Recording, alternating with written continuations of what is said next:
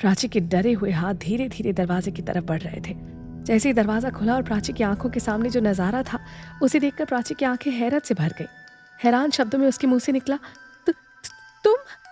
सामने एक चिलबुली सी आवाज में लगभग 20-22 साल की लड़की ने जवाब दिया, हाँ दीदी, मैं आपकी पीयू।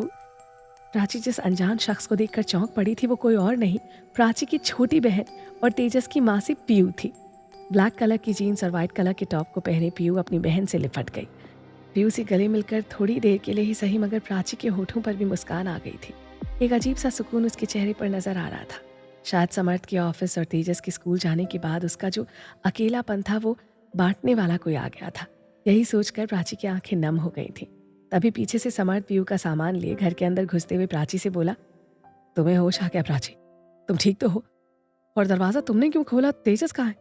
समर्थ की बातें सुनकर पीयू चौंक पड़ी और चौंकते हुए उसने कहा, बेहोश? जीजू, आपने तो मुझसे सिर्फ इतना कहा था कि दीदी की तबीयत आजकल ठीक नहीं रहती। आपके एयरपोर्ट जाने से पहले दी बेहोश हो गई थी और आपने रास्ते में मुझे बताया भी नहीं। अरे ऐसी कोई बात नहीं पीयू, मैंने सोचा घर पर आकर ही तुम्हें बताऊंगा। प्राची ने कहा, क्या आप दोनों शांत रहेंगे और मेरी बात सुनेंगे? मैं बिल्कुल ठीक हूँ, फिट एंड फाइन। मगर दी, आप बेहोश कैसे हो गई थी? घर के अंदर सोफे पर बैठकर समर्थ बोला, अब तुम्हारी दीदी इतनी गर्मी में छत पर धूप में जाएंगी तो ऐसा तो होगा ही ना। वो तो आज तेजस स्कूल से जल्दी घर आ गया, उसी ने देख लिया और मुझे फोन किया, वरना तुम्हारी दीदी छत पर बेहोश होती और हमें शाम को पता चलता। ओह, तब तो मैं बिल्कुल सही समय पर आई हूँ। कॉलेज की छुट्टियां शुरू हो गई थी तो मैंने सोचा आपसे मिल लूं, बस चली आई। बाय द वे, हमारे छोटे नवाब कहाँ है? मैं जब से आई हूँ नजर ही नहीं आया। प्राची ने मुस्कुराकर कहा, शायद बाहर खेल रहा होगा तेजस। पीयू मुस्कुराकर बोली, ओके, तो आप दोनों रोमांटिक कपल रोमांस कीजिए और मैं चली अपने छोटे नवाब से मिलने। पीयू उठकर तेजस को ढूंढती हुई घर से बाहर चली गई। शाम के लगभग 5 बज रहे थे।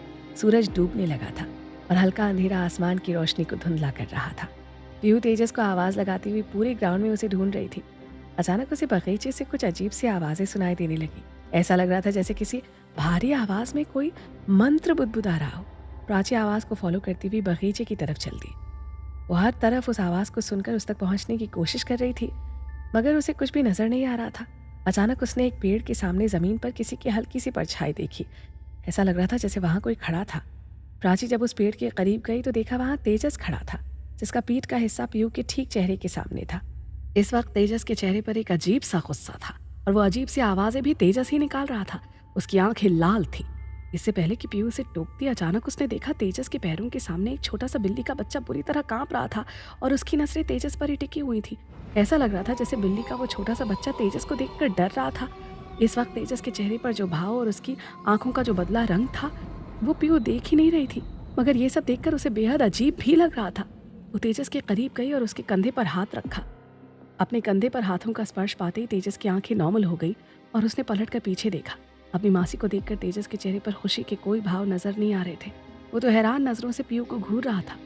तेजस के गालों को टटोलती हुई पीयू बोली, क्या बात है मेरे छोटे नवाब, आप इस वक्त गार्डन में क्या कर रहे हैं? और ये बिल्ली का बच्चा आपको देखकर इतना डर क्यों रहा है? बताओ क्या किया है तुमने? पीयू के सवालों ने तेजस के चेहरे पर डर के भाव उकेर दिए। पीयू ने जैसे ही सवाल पूछना बंद किया वैसे ही बिल्ली का बच्चा तेजस के पैरों को चाटने लगा। ऐसा लग रहा था जैसे तेजस का साथ उसे बेहद पसंद था। अपने आगे के दोनों पंजों से वो बार बार तेजस के कपड़ों को खींच रहा था और उसकी गोद में आना चाहता हो। बिल्ली के हाव भाव में अचानक से ये बदलाव देखकर पीयू को थोड़ा अजीब तो लग रहा था, मगर उससे भी ज्यादा अजीब तेजस के चेहरे को देखकर लग रहा था। कहीं ना कहीं उसे इस बात का एहसास हो गया था कि शायद तेजस उसे पहचान नहीं रहा। पीयू ने अपनी जीन्स की जेब से चॉकलेट निकालते हुए तेजस की ओर बढ़ाई और कहा, क्या हुआ मेरे छोटे नवाब, पहचाना नहीं मुझे?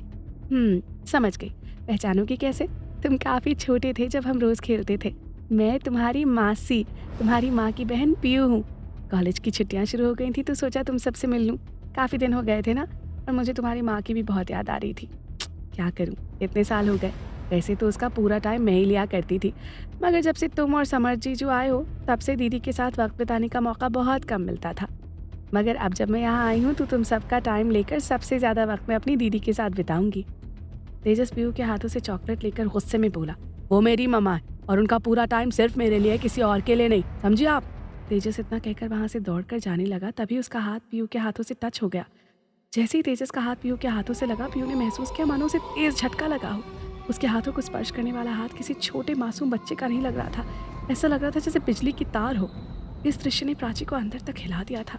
उसे समझ नहीं आ रहा था वो जो देख या महसूस कर पा रही है क्या वो सही है या फिर उसके मन का वहम। इन बातों को नज़रअंदाज करते हुए पीयू ने जब अपनी नज़र बिल्ली की तरफ डाली तो देखा वो भी वहाँ नहीं थी। पलक झपकते न जाने बिल्ली का बच्चा अचानक से कहाँ गायब हो गया। दूसरी तरफ घर के अंदर प्राची अपने साथ हो रहे अनजान हादसों के बारे में समर्थ को बता रही थी, जिन्हें सुनकर समर्थ के चेहरे पर कोई चौंकाने वाले भाव नजर नहीं आ रहे थे। वो तो ये सब प्राची के दिमाग की उपज समझ रहा था, मगर प्राची को यकीन दिलाने के लिए बस उसकी हाँ में हाँ मिला रहा था। मैं नहीं जानती समर्थ ये सब मेरे साथ क्यों हो रहा है। मेरा तेजस मेरी आंखों के सामने होता है, वो बिल्कुल ठीक होता है, फिर भी मुझे ये विजन पता नहीं बार बार क्यों नजर आते हैं। जब मैं उसे खतरे में देखती हूँ और जब भी देखती हूँ तेजस मुझे रोता हुआ मजबूर नजर आता है। कभी वो मेरी आंखों के सामने ज़मीन के अंदर समा जाता है तो कभी पानी की टंकी में डूबने लगता है। ऐसा लगता है जैसे ये विजन मुझे किसी आने वाले खतरे का संकेत दे रहे हैं। आखिर ऐसे विजन्स का क्या मतलब है Samarth? I don't understand. Prachi के चेहरे पर परेशानी के सबब साफ नजर आ रहे थे, मगर उसकी बातों को दिमागी बीमारी की उपज समझकर समर्थ झूठा दिलासा देने की कोशिश कर रहा था। प्राची के कंधे पर हाथ रखकर उसने कहा, don't worry Prachi, paranormal investigator Vivaan Khanna है ना, उन्होंने अपनी लाइफ में बहुत सारे केसेस सॉल्व किए हैं। आई होप हमारी प्रॉब्लम को भी वो चुटकियों में सॉल्व कर देंगे। एक्चुअली आज वो यहाँ आने वाले थे, मगर तुम्हारी बेहोशी की हालत देखकर मैंने उन्हें मना कर दिया। मुझे लगा पता नहीं आज अगर वो यहाँ आए और उन्होंने अपना पैरानॉर्मल इन्वेस्टिगेशन शुरू कर दिया तो तुम्हें किन चुनौतियों का सामना करना पड़े।